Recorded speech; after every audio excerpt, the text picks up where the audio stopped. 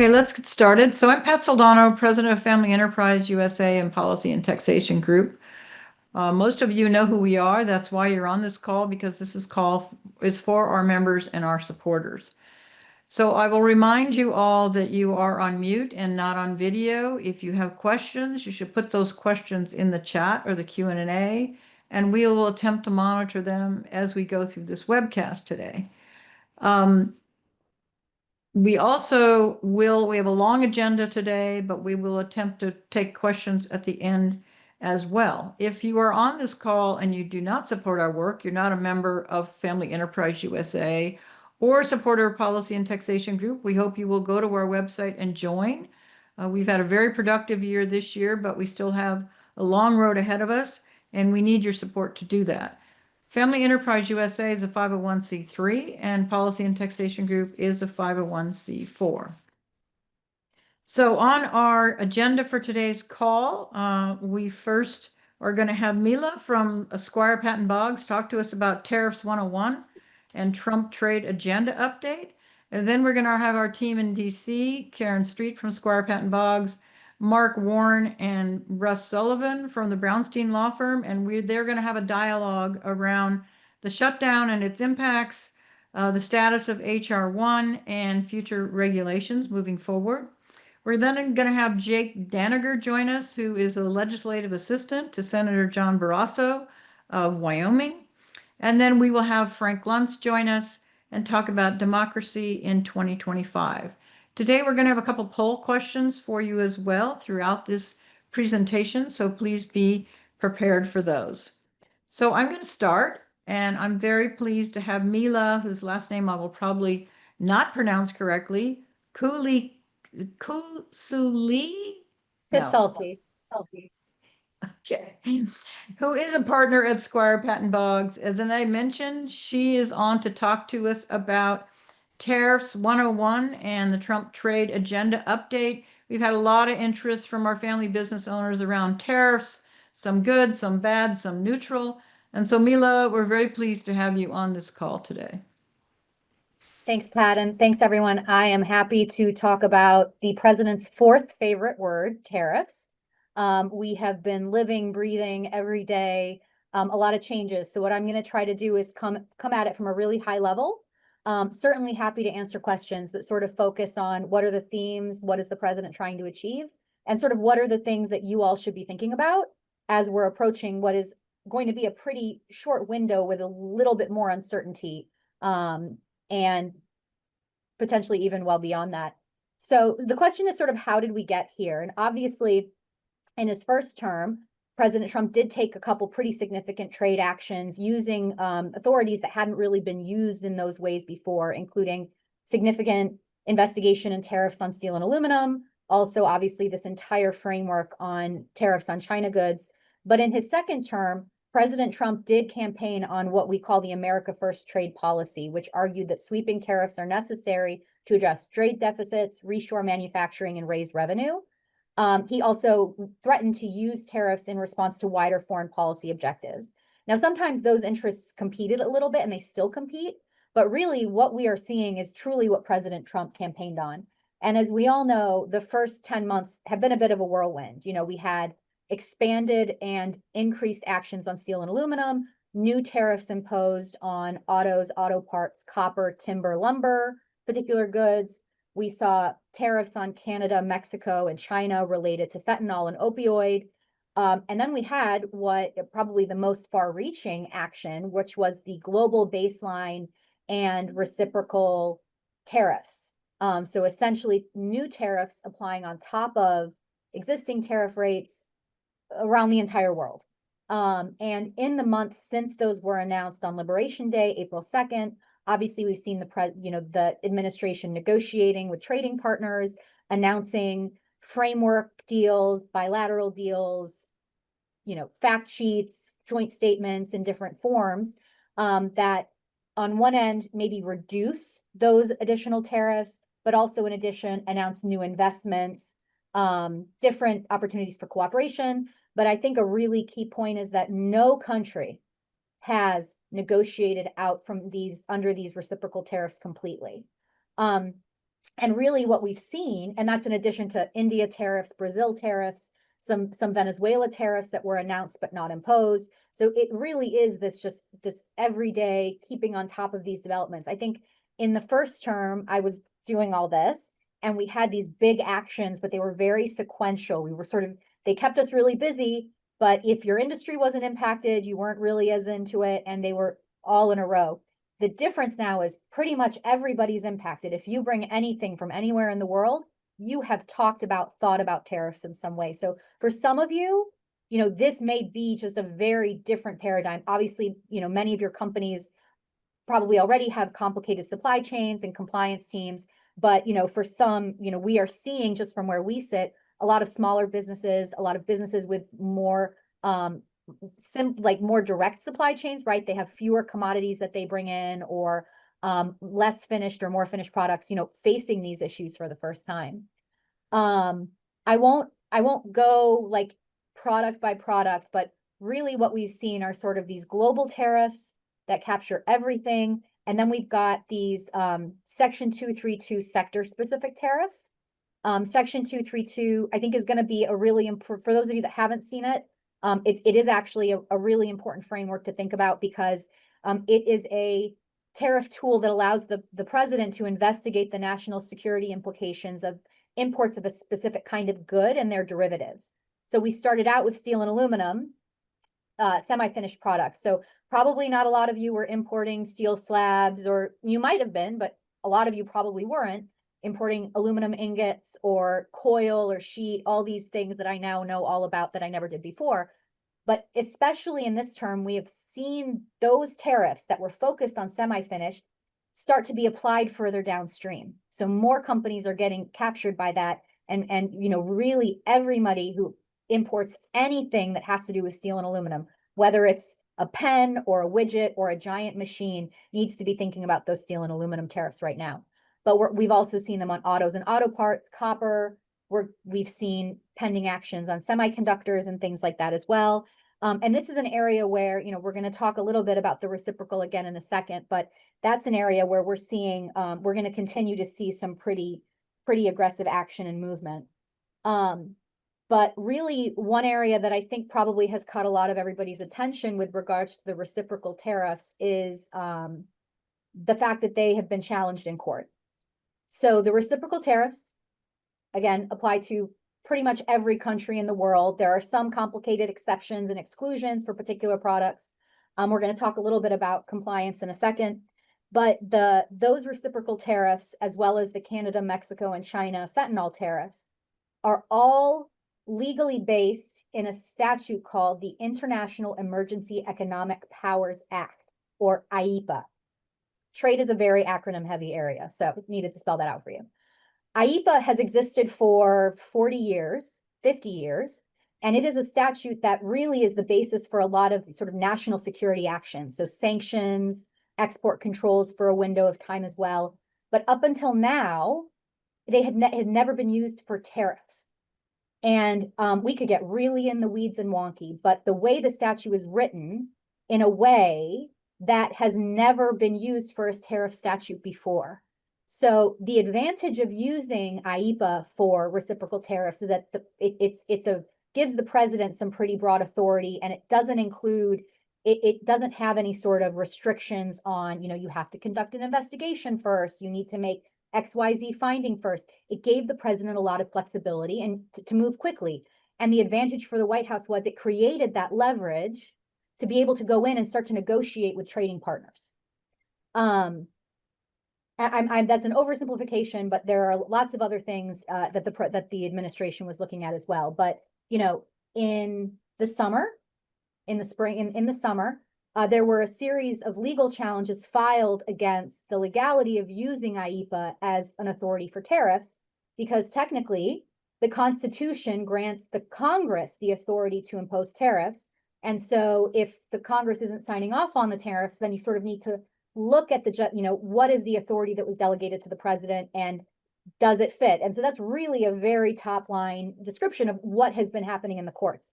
So the long and the short of it is it went to the Supreme Court last week. And for those of us who do trade, it was like our Super Bowl. It was the it was a fascinating discussion on sort of all of these points. And, I will tell you that I, again, have been doing this since the first term, since before the first term. I think we've seen a lot of legal challenges to different tariff actions go through. This one is catching a lot of attention because, frankly, it is a toss-up about how this comes out. I think when we see challenges related to Section 232 and other tariff frameworks, the companies that challenge it face, they face a high bar because of how those statutes are written and the agencies following the administrative requirements. Having listened to the arguments and, having seen that the companies won at the two lower court levels, the outcome of the Supreme Court case is going to be really important, not just to sort of how the president structures his tariffs going forward, but also what that means for all of you that have paid tariffs to date. Karen can share it, but we've written a couple public facing pieces sort of on the arguments and also sort of what you all should be doing, what companies should be doing to preserve their ability to secure refunds, should the Supreme Court rule with the companies. But the reality is that we will probably see a decision on the Supreme Court case before the end of the year. And it could be a very complicated outcome, might not be white, black, you have to do this to get your money or that, I would urge all of you to be watching very closely for that outcome. And I think if there's one thing that I would urge you all right now, I think, larger companies with complicated supply chains that are on this call probably have the most robust supply chain compliance teams possible. And I will tell you that we work with those teams, and the network of tariffs and remaining in compliance has been really complicated even then, because how the tariffs stack, what they apply to, what order they apply to, all those things has been really complicated. That compliance is going to be even more important now, depending on the Supreme Court decision, because there are going to be certain administrative actions that will need to be taken to preserve that right to refund. So I would just say, for those of you on the call, stay close to your compliance teams. If your compliance team, make sure you're relying on outside counsel, making sure you're sort of following customs guidance when it comes to applying the different tariffs at different times. And, even if the Supreme Court strikes down the IEEPA tariffs, the White House has made very clear that they have planned for plan B, C, D on how they're going to keep tariffs going. So frankly, the reciprocal tariffs might go away, but tariffs are not going to go away. So that playing field is just going to become even more complicated. So I went straight to my 15-minute mark, Pat. I didn't leave any room for questions, but if there are any, I'm happy to answer them. Well, so I have a question that I get asked a lot by our family business owners. And that question is, the most difficulty thing associated with the tariffs is this lack of certainty, lack of predictability. Can you shed some light on that? Is it going to get any better? Do you see the opportunity for family businesses to actually be planning better for possible changes in tariffs going down the road? Yeah. Well, I think that, Pat, it's just that message has been taken to the agencies and to the White House. I think part of the problem was in the first term, it was easier to plan because you knew, okay, we got a clear policy signal. China, we should start to diversify and not just rely on China. I had one person describe it to me last week as like when the whole world gets hit at once, you don't know where to go. And sometimes the tariffs are changing very quickly. And so you might have made a decision 5 years out or even 6 months out, and all of a sudden it didn't make sense. So I do think the White House has gotten that message. I think at minimum, we've heard that there's going to be an attempt at longer windows between when a tariff is announced and when it is implemented. Because we've had some cases where a tariff is announced Friday night, it's on the books Monday morning, and that's not enough time to stop a shipment. But I will say it's also really important to make sure that you are conveying these concerns and issues to policymakers, including your members of Congress. We've heard from multiple offices on the Hill that basically said, if my constituents don't tell me this is a problem, I can't get my boss to call and say it's a problem. We've heard from agency staff that are saying, we want to take these concerns up the chain, but we have to hear from business that it's a problem. So I think there's a tendency to say, oh, I can't change it. It's happening anyway, but they are actually listening and trying to develop, just trying to sort of intake and respond to these. So particularly talking to members of Congress, I think is really important right now. That's great advice. Excellent advice. And please, everyone on this call, listen to what Milla's saying and contact your member of Congress. So we would like to thank you very much for joining us on this call today. We appreciate it. It was excellent information for all of our members. Awesome. All right. Thanks, everyone. So now we're going to move on to the next part of this call. And I see that Russ and Mark and Karen are all on, and I'm going to turn it over to Russ because I believe he's going to moderate a discussion between Mark and Karen. Great. Thank you, Pat. We have about a few minutes here. We want to cover a lot of material. So thank you, Karen from Squire Patton Boggs and Mark from Brown's team for joining us. First, let's talk about the shutdown, which completed. Karen, can you give us just the top line components of what was included in that legislation? Okay. So it was critical that we obviously reopen the government. We did move the date for that continuing resolution to January 31st. So we now have until the end of January to fund the rest of the government. There was also included a minibus to fund three of the 12 appropriations branches, Milcon VA, the Ledge branch, and Ag. So those branches are now funded through the end of September. Critically important, Ag, obviously you have funding for SNAP benefits, which was a reasoning for some members, some Democratic members, to support the bill. There was also a provision to ensure that federal workers that were fired during the shutdown were reemployed. So all in all, some sweeteners for Democrats, as well as certainly appropriators on both sides of the aisle who did not want to see a potential full year CR at the end of January. Okay, good. And but nothing on the healthcare premium tax credits, right, Mark? That is correct. That is correct. That was, I think, Karen can speak to the position of the Democrats going into this, and the Republicans took the position that they were going to have that discussion only after the government reopened. And so Leader Thune did commit to having a vote in the Senate before the end of the year. And I think they're looking at the beginning of December to try to have that on some type of a negotiated package that they're working on. Okay, great. From my discussions with lots of business people who are apolitical, in other words, they don't particularly like politics, they seem to say, well, both parties lost the shutdown. I think less of Congress, both the Democrats and Republicans. What is each party's assessment of whether they won or lost the shutdown showdown? Karen, we'll start with you. What do the Democrats think? Do they think they won? Sure, I think they won a huge turnout in the No, I didn't ask you election. whether you thought you won. You thought they won. What do the Democrats in the House and the Senate, do they think they won?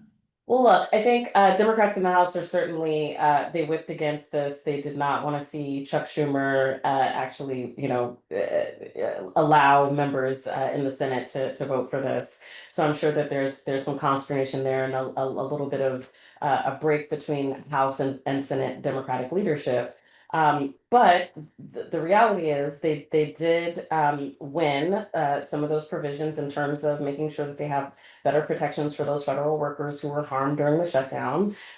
They also could say that they have won in terms of raising the political focus on healthcare issues and putting that as a political issue for Republicans to contend with. Okay, Mark, what about the Republicans? Do they think they won? They think they won because they stuck together, and for probably the first time in at least all of the shutdowns that I've lived through, it was one of the few times when they didn't end up kind of conceding the ownership of the shutdown to taking responsibility. They turned the tables and picked up kind of the approach the Democrats have used historically, which is a clean CR, and they stuck together, somewhat surprisingly. So I think they definitely feel like that they won. Okay, I think the one thing we can all agree on is generally the party that challenges, that says, let's have a shutdown. They usually lose whatever or they don't get whatever they're asking for. I think that's been the case for the last few decades. Okay, Historically, yes. yeah, Trump refused to negotiate directly with the congressional Democrats, even though they asked him to do so a number of times. Combining that with the successful negotiations that Democrats did have in the House and the Senate on those three appropriation bills you mentioned, Karen, does that mean that the legislative branch will start working together better now in the coming weeks and months? We can always hope. I think that it actually it helps that appropriators had a chance to kind of have a leading role, and appropriators traditionally want to work in a bipartisan fashion. So I think that this gives breathing room on both sides of the aisle and both sides of the chamber to really try to engage and figure out top line numbers for the remainder of those appropriations bills. Mark, your facial expressions didn't look that enthusiastic. What would you say? Well, I was sort of grimacing because I think there's also kind of a little bit of a growing divide even within the Republican side, because I think they're concerned. We had the first three bills that were close to agreed between the two chambers, but I think it's going to get a lot harder even on the Republican side, given how much cutting the House Republicans want to do in the remaining appropriations bills. And the Senate is probably more likely to try to reach a kind of a bipartisan solution with the Democrats. So these next remaining bills are not going to be easy ones to achieve. Okay, Particularly the Commerce, Justice, and Science bill, because in the CR to reopen the government, there was a provision that allows senators to sue if their personal data is used in investigations. A comparable provision was not included for House members, so there's certainly some consternation in that regard. okay, well, I want a one-word answer to this next question. When we get to the end of January 2026, how many of the remaining 9 appropriation bills will have been agreed to and ready to pass? Mark, 5. Karen. I was thinking 3. The correct answer is 4. Okay. Okay.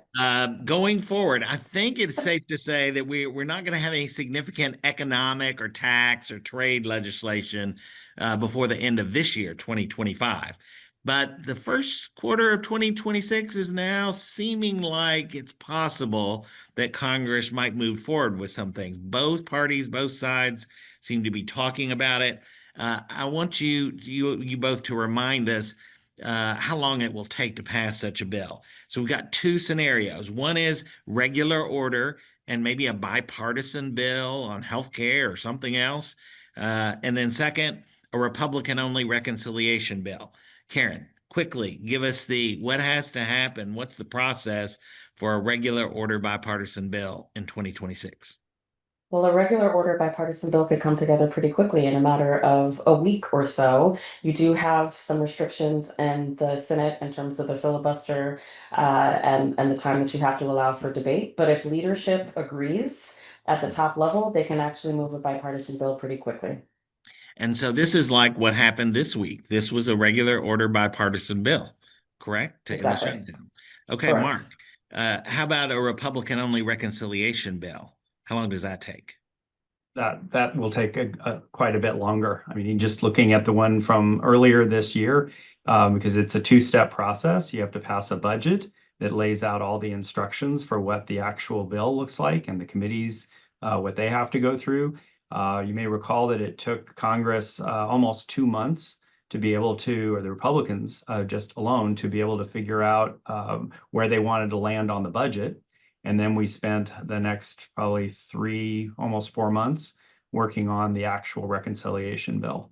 So they would have to get started pretty quickly or change that time frame because almost everything is going to have to be done by the end of July next year, because it's an election year, and by the time we get to August, Congress is going to clear out to go home to campaign, and September, October, very little will get done before we're back to the final campaign season for the November election.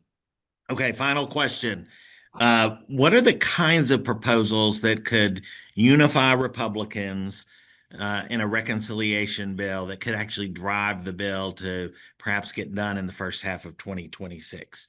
And Mark, give us one or two possible things that could help make such a bill pass. A really good question. I think that, right now the emphasis is going to be very much on affordability. And, I think the whole issue of healthcare affordability was elevated. I don't know if there's enough likeness, uniformity in thinking on where to land on addressing something as big as healthcare. There are probably a few remaining tax provisions that might be able to be done, but there aren't a lot of targets. Okay, President Trump talked this past weekend about a $2,000 tariff dividend to send to every American. Couldn't he argue that, like, I'm going to send this dividend to the American people and they can use it to help pay for their energy costs or their healthcare costs or their housing costs, and that helps the affordability of those things, at least to a certain extent? Absolutely. But then I think we also come back to the concerns that have been growing in Congress about where we are on the debt and the deficit. The estimates are that at $2,000, depending on how high up the income scale you go in terms of capping that kind of a benefit, the tariff revenues are only a couple $100 billion. And pretty soon, the tariff revenues are not even going to come close to covering that type of benefit. Great. Thank y'all very much for your background, your wisdom, your ideas today. I pass it back to you, Pat, for our next segment. Thanks, Russ. Appreciate it. I see Jake Daniger is on. Before I turn it over to Jake, we have another poll question that we would like to ask. So Lauren, if you could put that up. And Mark brought up healthcare, so it's right on cue here. We want to know how significant healthcare costs are in the operation of your business, either very significant, significant, not significant, or not significant at all, or neutral. Let's see what the answers are here, because healthcare, as we all know, is a big issue in this country. Okay, it looks like we're coming out that it is either very significant or significant. So there's a very small percent that it's not at all significant, and a larger percent, but not very large at all, is neutral. So healthcare costs, which is probably not a surprise to most people on this call, has an impact, a significant impact on family businesses. So thank you for that. So Jake Daniger, who we all know really well, very, very nice to see you again, Jake, and appreciate you getting on this call. So Jake is a legislative assistant for Senator Barrasso of Wyoming, and I'm going to turn it over to Mark, and he and Jake are going to have a dialogue. So thanks again for being on here. Jake, you're on mute. Oh, yep. There we go. It's great to see you again, Pat. Great. Thanks, Pat. Jake, thank you very much for joining us. As Pat mentioned, for everybody on the call, actually, you may or may not know, depending on how long you've been engaged with Family Enterprise USA and Policy and Taxation Group. Jake used to work with us at Brownstein, and then went off to bigger and better things on Capitol Hill, and is currently a tax legislative assistant to Senator John Barrasso from Wyoming, who's number 2 in the leadership in the Senate. He's the Republican whip. So thank you, Jake. I appreciate you joining us today. So I got to ask you, given that the president just before midnight signed the bill last night, how's it feel to not be volunteering and be back at your office this morning? I was going to say, I'm thrilled to be out of this 43-day mass, and I want to kind of disagree with both you and Karen. I think the real winners are me and the other millions of federal workers who are finally going to get paid again, and all the people who rely on government services who are going to see that again. Selfishly, I think I have a rent payment due next week, so this is really big for me. Until I get my $2,000 tariff dividend, of course. I think sort of ultimately, though, right, I think there is some frustration across the board. The ultimate deal that the 8 Senate Democrats came to vote for was more or less the offer that was on the table 43 days ago. I think sort of as you mentioned, Russ, the only thing that really would have made a difference was if President Trump got directly involved potentially sort of with Senate Democrats to get a deal on the enhanced premium tax credit subsidies. It sort of looked like, I think, especially after this last weekend, that he closed the door to that. And there was all those Truth Social posts, the truths, whatever we call them. And I think that really was what got things to move. It was sort of this holding out hope from the Democrats that maybe Trump will reach across the aisle and he'll see kind of affordability as the buzzword of the day and he'll make a deal on that. When it was kind of clear that he wasn't going to make a deal with Senate Democrats on it, that really moved things along. So it's certainly happy where we are now. I think with government reopening, there's a lot of really important work in the tax world to be done. A lot of the focus has moved on from the legislative side. Really, it is sort of the Treasury Department and the IRS. They're ramping back up the efforts to implement all of the tax provisions, the One Big Beautiful Bill. I'm sure you talked about this before, but a lot of those provisions are retroactive. So really a lot of the complicated ones, the no tax on tips, the no tax on overtime, expanded deductions for seniors, they've got to come up with transition rules that apply to those provisions that were passed and signed into law in July, but apply back as early as January. So that's been really complicated. A lot of work's going on. And I know we talked with Treasury, and you've been talking with Treasury. They were all working during the shutdown as well. What's your sense in terms of kind of the impact that the shutdown is going to have on both Treasury trying to get those implementing rules out, and as well as trying to make sure that the tax system is ready come January when the filing season opens. We got a lot of new provisions that you just mentioned, a number of them, no tax on tips and overtime, that folks are going to have to be able to put on their tax return, and the system is going to have to be able to accept those. You think, I don't know if you're hearing anything yet, but what's kind of your sense on where Treasury and IRS are coming out of the shutdown? Yeah, and it's sort of right, as you know, implementation of the reconciliation bill is sort of a joint effort, kind of to oversimplify things, between the Treasury Department's Office of Tax Policy staff. Then there's also this huge group of IRS career staff, kind of including the Office of the Chief Counsel, a lot of those types of sort of career tax lawyers. Even with the shutdown, we've really been hearing that specifically Treasury's Office of Tax Policy has been doing a lot of the work writing those tax rules. I think part of the challenge, at least from what's sort of coming out now, about half of the IRS was furloughed at the time. And this was a time that they were not only trying to implement sort of all of these incredibly complicated provisions, but also gearing up for the upcoming filing season.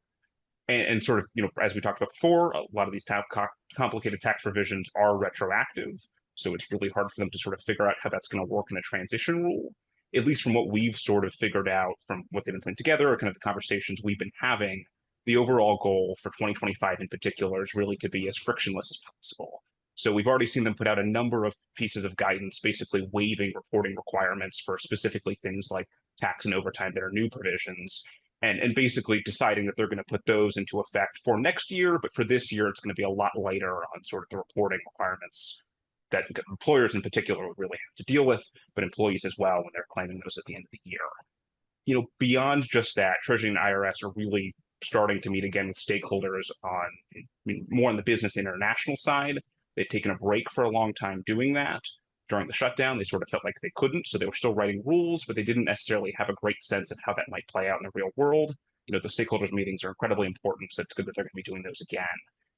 All of this to say, though, I think the real upside of a lot of these provisions, things like the Section 199A pass-through deduction, those are really just old provisions that were made permanent. So a lot of the existing rules for those, which are incredibly complicated for a lot of folks, and implementation was very hard sort of post-2017, and obviously was delayed for a while. And most of those rules still work perfectly fine. So for most of the One Big Beautiful Bill really was just extensions of the 2017 tax law.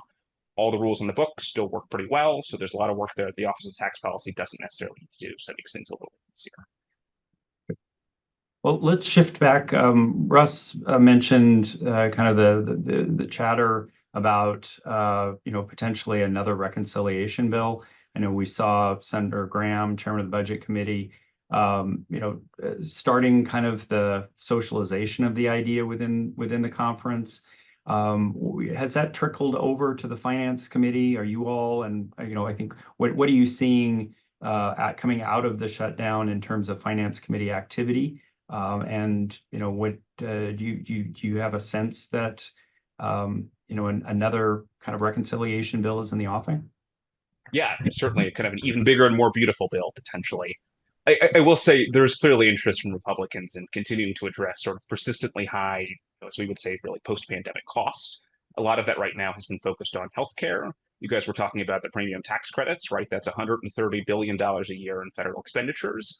I think Republicans in particular are still convinced that might not potentially be lowering costs as much as sort of other provisions could. We already saw, Senator Cassidy in particular is starting to run with this idea that the president truth some support for about maybe pre-funded FSAs, sort of like HSAs, using the $130 billion in premium tax credit money to fund something like that. Obviously, those are all incredibly complicated. I think for the Senate right now, on the ground level, you all talked about the fact, I think, that Senator Graham talked to the president about the possibility of another reconciliation bill at the White House. What was that, last week? I think there's some interest from the White House and potentially some skepticism. This was sort of the pushback to the White House had really been pushing on Senator Thune, Senate Republicans in general, to scrap the filibuster. That wasn't going to happen. I think sort of Senator Graham's pushback to scrapping the filibuster was, hey, we can do another reconciliation bill. We did one, we could do another, we can do several more. With that being said, right, there was that initial conversation between Senator Graham and the president.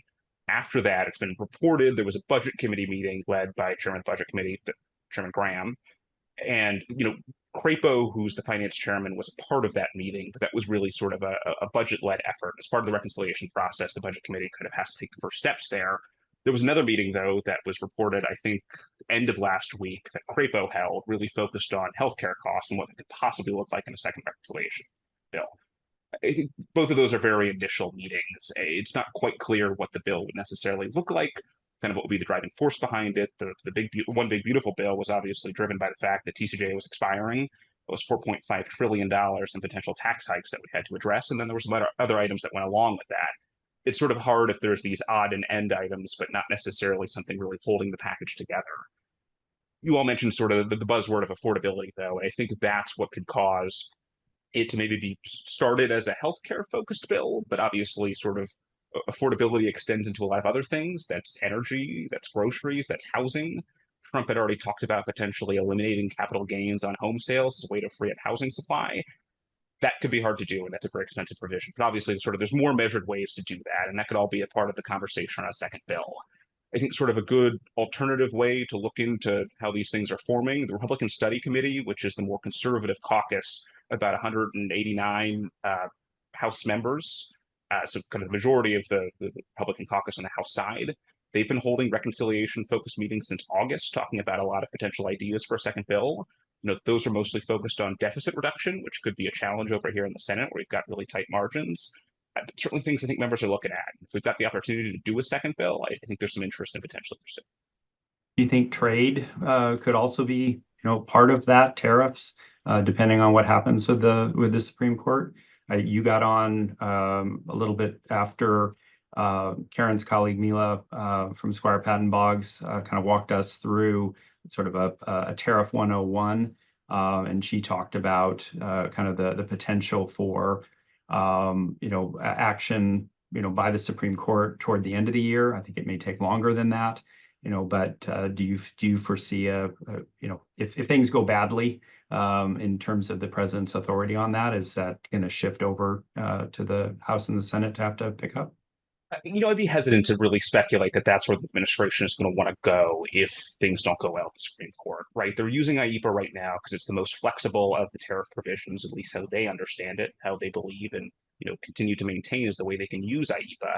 If they're not successful in that, they've got plenty of other tariff vehicles that the president has relied on in the past.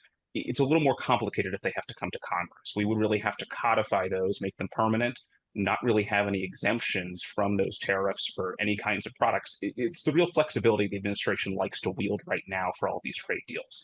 If they have to come to Congress to codify a lot of that, they wouldn't be able to use that flexibility as easily. So certainly it's possible. And if we're talking about sort of tariff dividends, as the president has been talking about a lot in the last couple of weeks, that would probably need to be something that came from Congress. I just don't know if they're quite willing to go to a legislature that doesn't necessarily fully support everything they're trying to do all the time. It makes things a lot more complicated. So yes, I mean, depending on how the Supreme Court goes, maybe they have to come to Congress to ask for more authority. It seems like it could be more challenging than kind of what it's worth. And I see Frank's on. Let me just ask you one last question to kind of wrap up. we've been watching Senator Wyden's wealth tax bill for a number of years. I can't say as many of us were surprised to see him reintroduce it. I think the one surprising thing was that it got a companion in the House.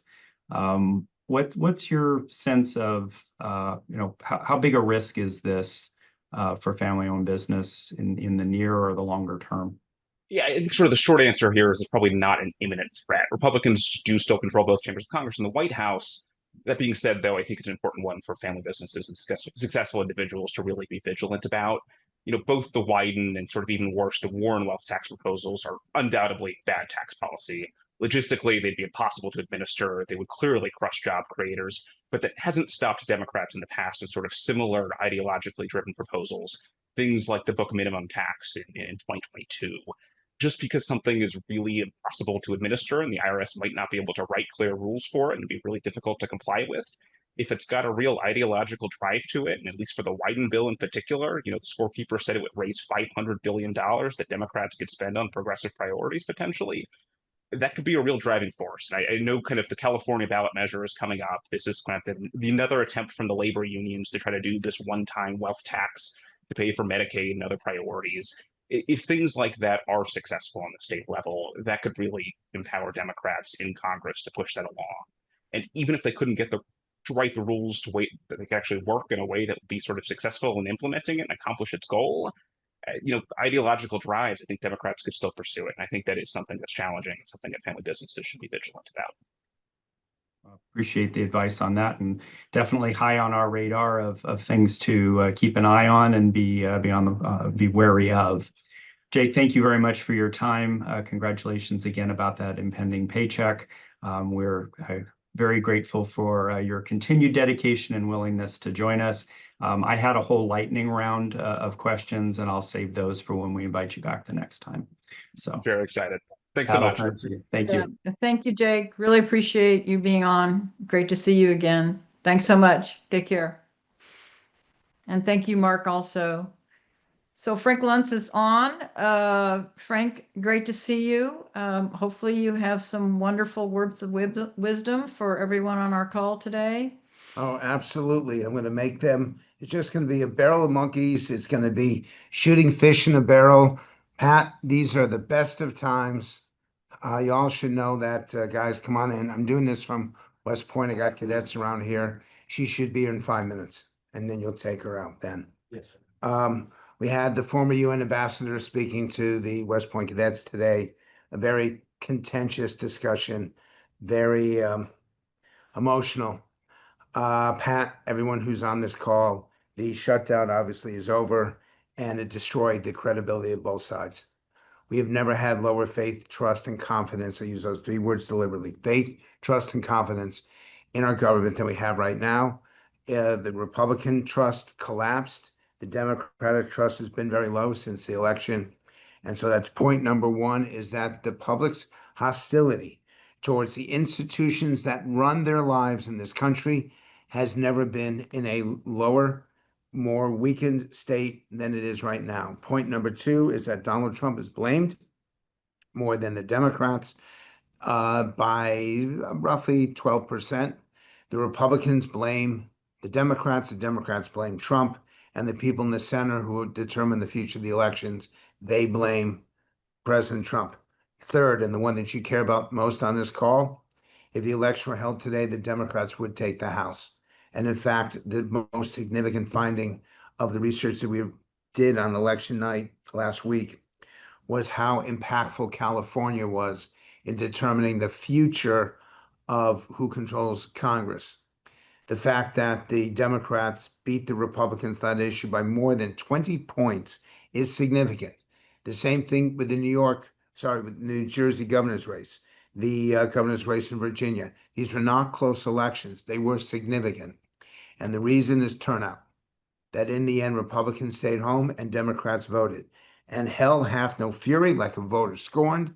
And that anger and that hostility is what is the reason why we had the election returns that we did all across the country. In the less well-known races, Democrats did well. This should be a wake-up call for Republicans. I don't believe that it actually is.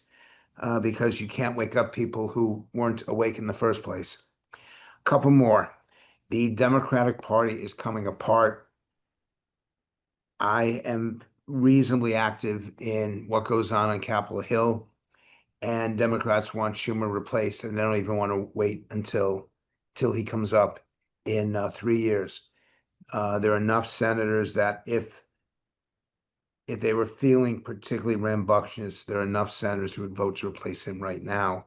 And that is something that I will deny ever saying, but it's what I truly believe.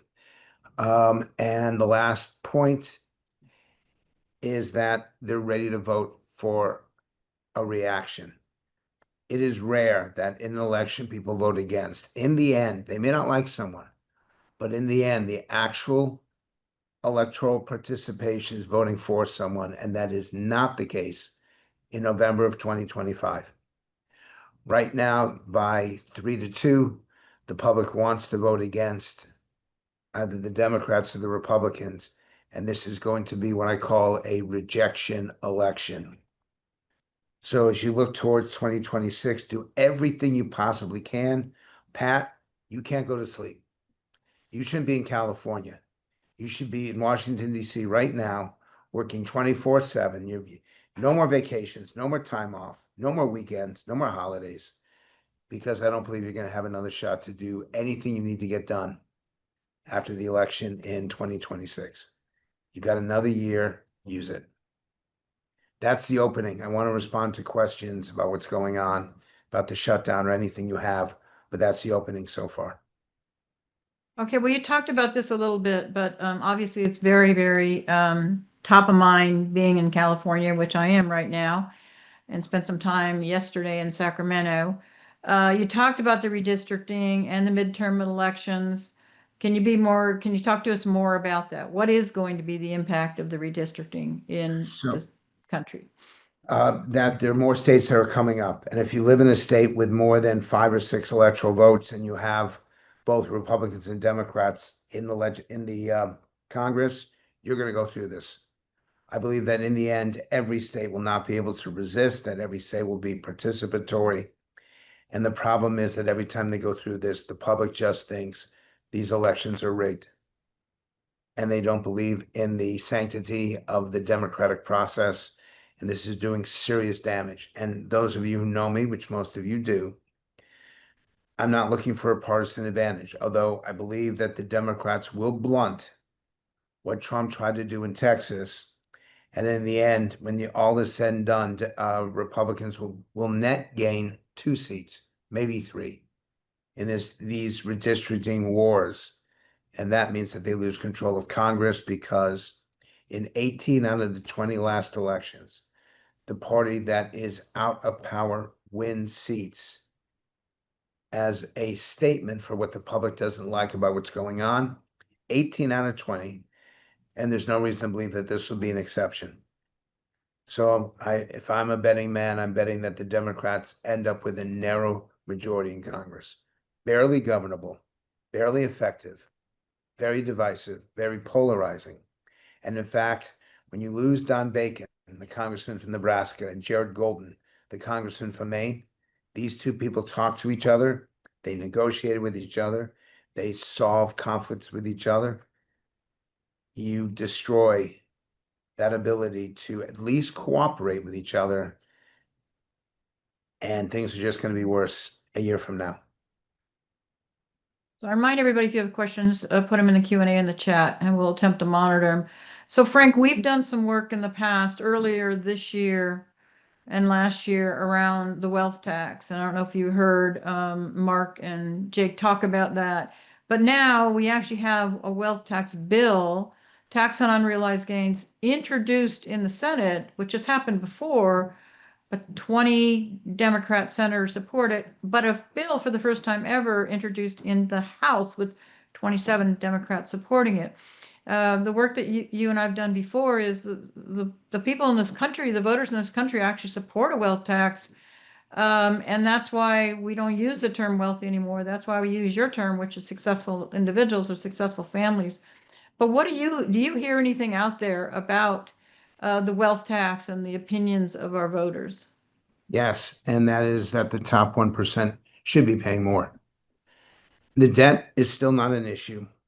Raising taxes to lower the debt is not a high priority. Republicans are successful in making the claim that people pay too much in taxes, but not for the millionaires and billionaires. Bernie Sanders' language, not when he delivers it, but his language does have majority support. And I hate to say this because I think it's wrong. In fact, I'm going to add something to this about democratic socialism. But more Americans now than ever before want to tax the rich. And it's not that they're necessarily anti-rich, but they believe they got there unfairly. And Pat, we're back to square one. The level of hostility, the level of divisiveness when it comes to economic inequality is significant, and you cannot take it for granted. I have sounded the alarm maybe 4 times in the last 25 years that you and I have worked together. I'm sounding that alarm right now. You better take it seriously. The hostility towards the people on this call for what you've done, for what you've succeeded in doing, is tremendous. And at a time when people are struggling to put food on their tables, fill their cars with gas, put a roof over their heads, and pay for the health care that they need, that is fueling this level of anger. Is the stock market doing better than it's ever done? Absolutely. But that's for the top 50%. The other 50% haven't been helped at all, and that's caused this divide to widen. And thanks to social media and to cable news, the intensity, it's having an impact.